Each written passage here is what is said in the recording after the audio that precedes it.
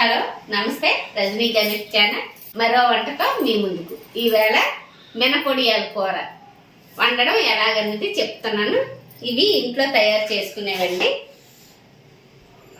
ఇప్పుడు పిల్లల కట్ట ఇవి వండడం రాదు, అందుకోసం చెప్పమని అంటే చెప్తున్నాను. దానికి కావాల్సిన పదార్థాలు: మనం ఉల్లిపాయలు పలచగా నిలువుగా కోసుకోవాలి. పచ్చిమిర్చి కారం తక్కువ వేద్దామని అనుకుంటున్నాను, అందుకని పచ్చిమిర్చి తక్కువ వేస్తున్నాను. టమాటా ముందుగుండా ఇలా వడియాలి మనం రెడీ చేసి పెట్టుకున్నవి వేసుకోవాలి. నూనె పోసి వేసుకోవాలి. నూనెలో వేసుకోవాలి. ఇదండి ఇలాగా బ్రౌన్ కలర్ వచ్చే వరకు, గోల్డెన్ కలర్ వచ్చే వరకు వేపుకోవాలి. మనం పచ్చి వాసన ఉండకుండా ఉంటుంది అనమాట.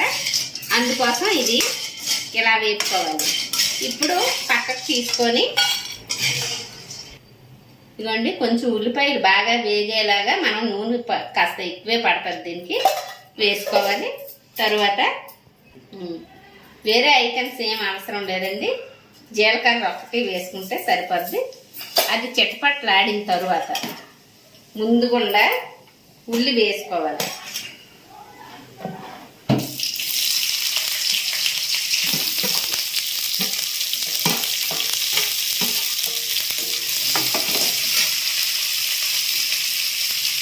అన్నీ వేసి వేపుకోవాలి.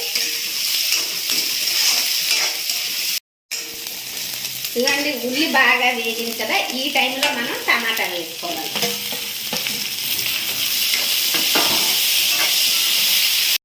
ఇదిగోండి టమాటా బాగా మగ్గింది కదా, ఈ మగ్గిన టైంలో కాస్త మనం ఉప్పు వేసుకోవాలి. పొడియాలకి దీనికి సరిపడాగా ఇప్పుడే చూసుకొని వేసుకోవాలి. ఉప్పు కారం కూడా ఈ టైంలోనే వేయాలి.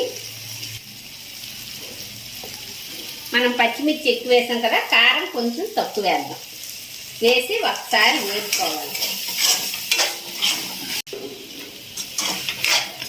ఒకసారి వేగిన తర్వాత నీరు పోయాలి.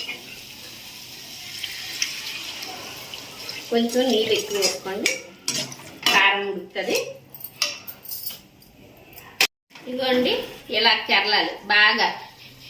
మనం కారం వేసాం కదా, అది పచ్చివాసన పోయే వరకు ఉడికించుకోవాలి. ఉడికిన తర్వాత మనం ఉప్పు కారం కూడా ఈ టైంలోనే చూసుకోవాలి. చిన్న ఉప్పు ఉన్నట్టు మనం వాటర్కి చూసుకోవాలి. ఉప్మాకి రుచి చూస్తాం కదా, చిన్న ఉప్పుగా ఉండాలి, అలాగనమాట.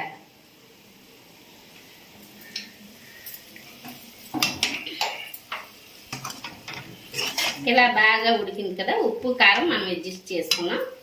చేసుకున్న తర్వాత ఇలా వేపిని వడియాలి.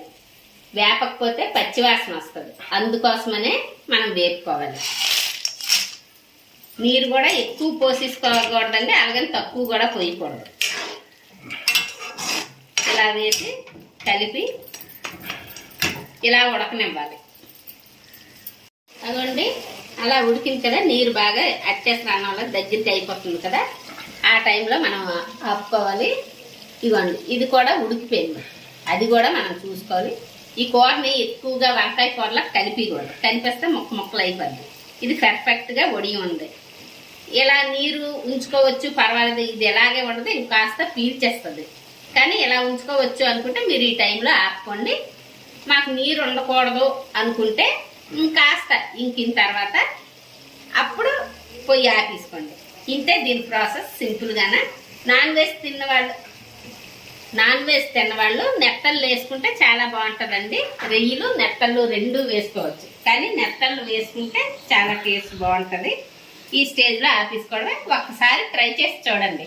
లైక్ చేయండి, షేర్ చేయండి, సబ్స్క్రైబ్ చేసుకోండి. Thank you.